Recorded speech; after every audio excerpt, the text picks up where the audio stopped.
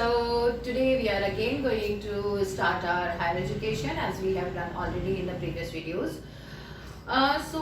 जिन लोगों ने भी पुरानी दो वीडियोस देखी हैं, जो हमें फॉलो कर रहे हैं, उनको काफ़ी बेनिफिट हुआ होगा हमारी पुरानी दो वीडियोस में. उसमें हमने higher education and standardisation of English language in India, हमने दोनों चीज़ें डिस्कस करी थी, which is a 6th unit of our subject.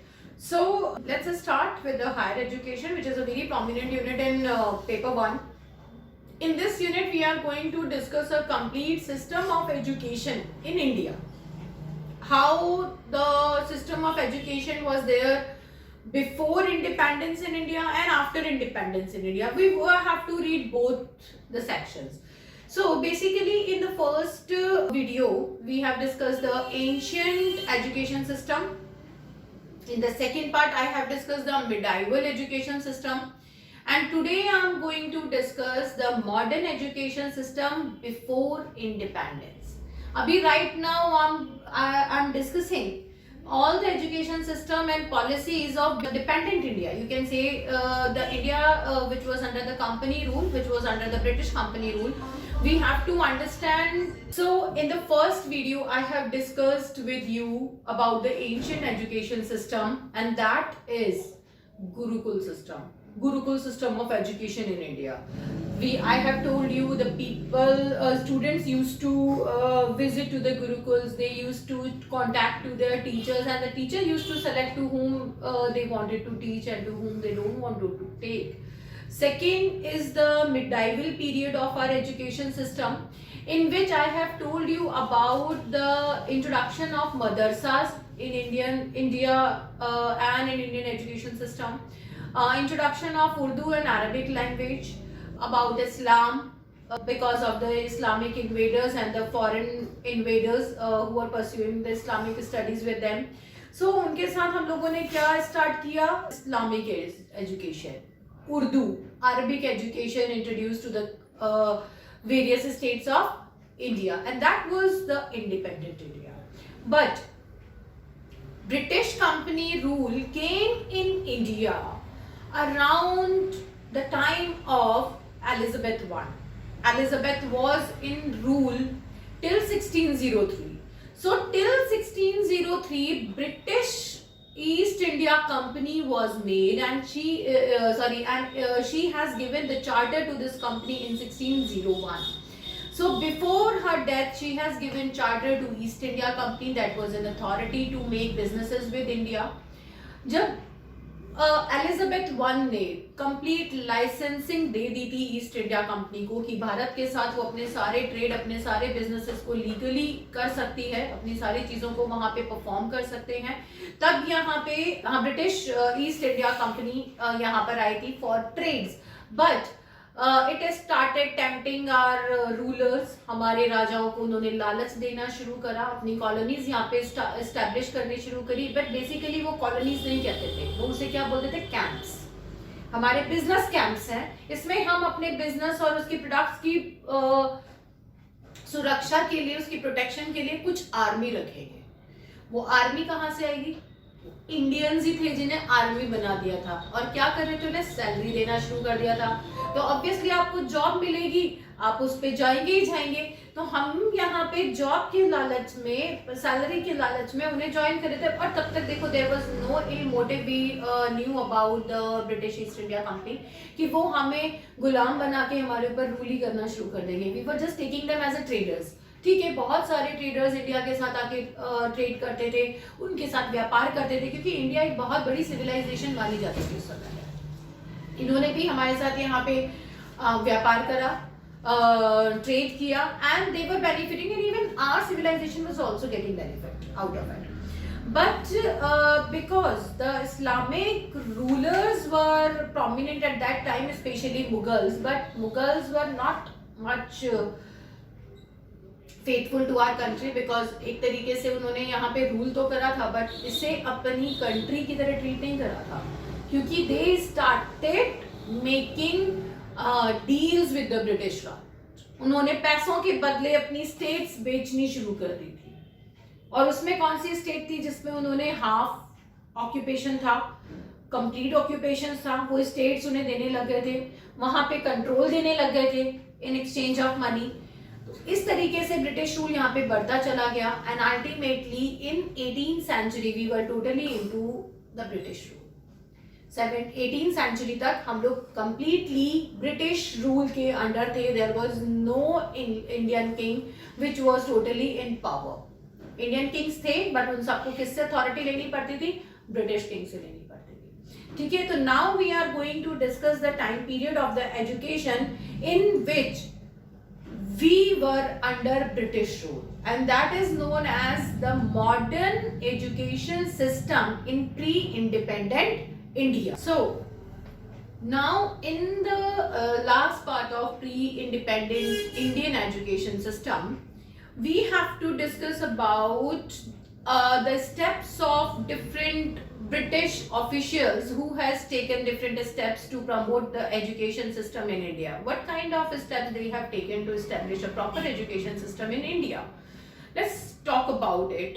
Basically in the primitive eras, in the first 60-70 years of the domination of British rule in India, these lords, these officers never took any kind of interest in promoting their education or promoting any kind of education in India, because their only motive is to make profits out of Indian colonies. Their only motive is to extract money and goods from India.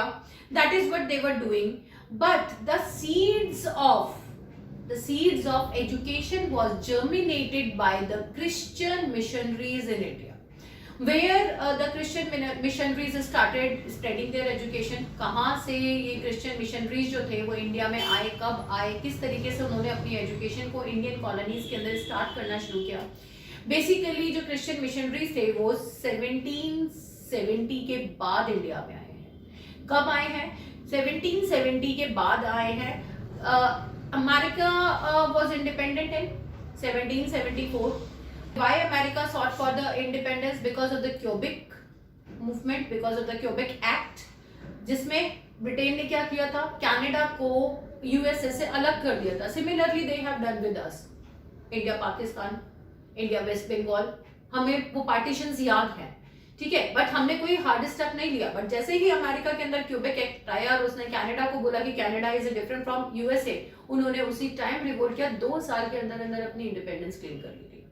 Right, they claimed themselves or they actually declared themselves independent country. उन्होंने Britain authority, French authority को वहां से हटा दिया था। Prominent was British authority. Second thing, जो हमारे पास यहाँ पे अथॉरिटीज आई थी, जो हमारे पास यहाँ पे मिशनरीज आए थे, वो कब आए थे? आफ्टर 1770s और 1776 के अंदर अमेरिका वाज डिक्लेयर्ड इंडिपेंडेंट। तो इन्होंने यहाँ पे क्या पॉलिसीज अपनाई थी कि now America was totally A Christian country at that time, क्योंकि वहां पे जो लोग गए थे रहने के लिए वो कौन थे? British and Europeans. ब्रिटिश और यूरोपियंस जो गए थे वो क्रिश्चियंस ही थे मेनली, सारे के सारे। तो they established the churches, the Puritan churches was established in the colonies of America. The Puritanism, Protestantism, Calvinism, Methodism, ये सारे के सारे वहां पे ब्रांचेस पहुंच चुकी थी 18th सेंचुरी तक। But in the last section of 18th century, in the last decade of 18th century, America was completely established and declared himself a free country and the civilization of freedom. उसने वहाँ पे freedom के काफी सारे clauses अपने इसमें add कर दिए and it started giving the equality rights to all the citizens, right? तो वहाँ से इंस्पायर होके इनको लगा कि नहीं, we should send our missionaries to all the part of the world to establish what? Christianity. सबसे पहले after this colony of Canada and America, ये मिशनरीज कहाँ गए? ये मिशनरीज सबसे पहले गए ऑस्ट्रेलिया। ऑस्ट्रेलिया में दे started making Australia a Christian country. क्यों? क्योंकि वो एक आइलैंड ऐसा था जहाँ पे बहुत ज्यादा पॉपुलेशन नहीं थी, उसके पोर्ट्स खाली थे, वहां पे सिविलाइजेशन नहीं थी, ट्राइबल पीपल थे। ट्राइबल पीपल आपको भी पता है, whosoever are reading Australian literature, जितना जो भी लिटरेचर के स्टूडेंट्स हैं और ऑस्ट्रेलियन लिटरेचर वो लोग पढ़ रहे, तो उन्हें पता होगा कि native Australians are not white, right? Native Australians are brown और black in colour, they are darker in tone, but their religion was also not Christianity. It was introduced by Britishers, right? It was introduced by Britishers in the colony. तो वहां पे जब इन्होंने Australia पहुंच गए, वहां Christianity spread करने की कोशिश करी और वहां पे सक्सेसफुल रहे. अमेरिका में सक्सेसफुल थे, ऑस्ट्रेलिया में सक्सेसफुल थे. और तीसरी कंट्री मेजर कौन सी थी? इंडिया. तो they started coming to the ports of Calcutta, और कैलकटा में आके इन्होंने क्या स्टार्ट किया? Christian missionary programme. इसलिए हमारी ईस्टर्न स्टेट्स जो हैं, कैलकटा और जितनी भी हमारे 6 सिस्टर्स बोलते हैं, उन्हीं को, हमारे 7 सिस्टर स्टेट्स को, हमारी ईस्टर्न स्टेट्स में ये लोग क्रिश्चियनिटी प्रोमिनेंटली फैलाने लगे. Southern state and eastern states, because they reach to the Calcutta which is a mid point of eastern coast of India. They started spreading toward the upside and downside and started capturing southern part of India and eastern part of India. So सबसे पहले यहाँ पे 1770s के बाद Saint Xavier's, Saint Francis, Saint Teresa तो काफी late आपकी 20th century में आई है, but there were other, Helena was there in 18th century who came there as a female and male missionaries came there and they started spreading Christianity in Indian colonies. Now another step was establishment of schools and universities in India. कब start हुए? Schools and universities started in the last decade, that is 1790s. That started establishing in the last decade of 18th century. Now the first prominent school or the first prominent college which was established was in Calcutta, 1781, Calcutta, by Lord Warren Hastings. That was a madrasa. In Calcutta. 1781 was established by Warren Hastings to for the further and detailed reading of Muslim laws and language along with their related subjects. ठीक है. So the first college they established there is Muslim Madrasa or Islamic Studies, the Center of Islamic Studies in Calcutta. Second, 1791, a most important growth in the Indian education system. 1791, Sanskrit College, which become a university now. Sanskrit College in Banaras, that is Kashi उस time पे नाम था. तो Sanskrit College in Banaras in 1791, that was established by Lord Jonathan Duncan. Okay, that was again a very important development because this center was developed for the detailed and further education related to Hinduism, Sanskrit language, related subjects and Hindu laws and philosophies, which is still there and is a prominent university, Sanskrit University now, which is actually creating a very good number of scholars every year who are proficient and a good learner of Sanskrit language, Sanskrit literature, especially our Vedas and Puranas, basic knowledge of Hinduism. Now, the third college is Fort William College, is established in 1800 by Lord Wellesley for the training of civil servants. In India, and that was to be served in the company only.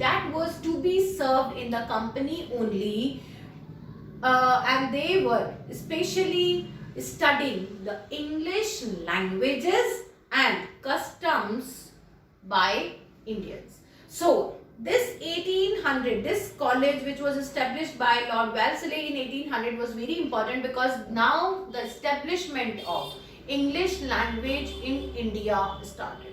अभी तक हम पढ़ रहे थे तो उसमें क्या था? मदरसा, दैट इज इस्लामिक लॉज की पढ़ाई हो रही थी अरेबिक लैंग्वेज में, हमारी प्रोमिनेंट लैंग्वेजेस के अंदर हो रही थी.